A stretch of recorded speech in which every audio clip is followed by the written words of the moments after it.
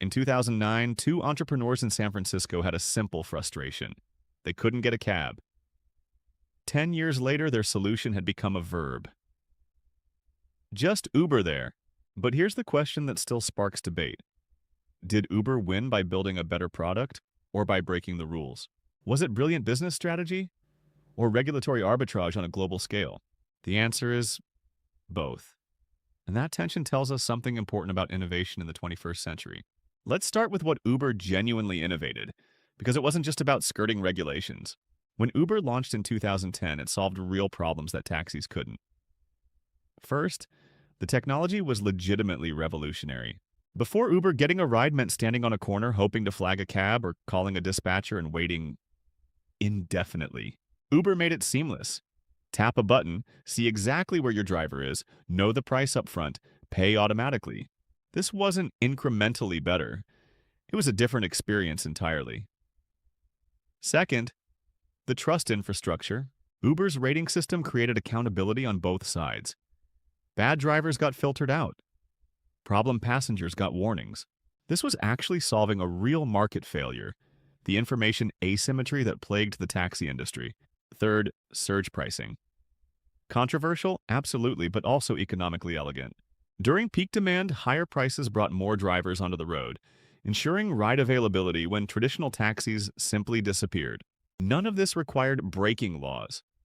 These were genuine innovations that improved the user experience. The product was so much better that within 6 months of launching, Uber had 6,000 users and had completed 20,000 rides.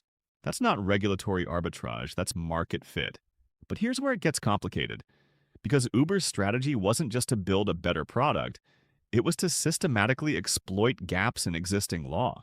This is what legal scholars call categorical arbitrage.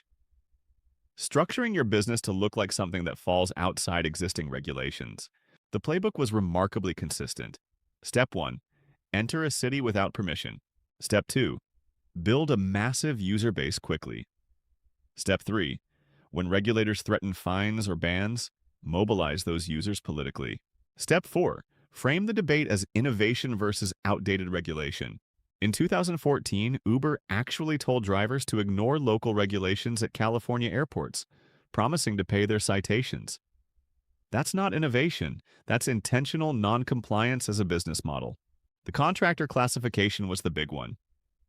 By calling drivers independent contractors instead of employees, Uber avoided minimum wage laws, overtime requirements, health insurance obligations, unemployment insurance, workers' compensation, and most labor protections. Was this about technology? No. It was about labor arbitrage, achieving the same service outcome while operating under a different regulatory framework. And it worked. Uber built such massive scale that by the time regulators caught up, the political cost of shutting them down was too high. They'd become too big to ban. So which was it? Strategy or arbitrage? The uncomfortable truth is that Uber's success required both, and they were inseparable. The technology alone wouldn't have been enough. Plenty of companies had the same idea. Remember Sidecar? They followed the rules more closely and lost. But pure regulatory arbitrage wouldn't have worked either. If the product had been mediocre, users wouldn't have defended Uber so fiercely when regulators came knocking. Scholar Elizabeth Pullman calls this regulatory entrepreneurship, deliberately operating in legal gray areas while simultaneously trying to change the law. It's extremely effective. It's also extremely expensive. Uber lost billions of dollars and fought thousands of legal battles. The company bet that it could outlast regulators. That bet only works if you have unlimited venture capital and are willing to break things along the way.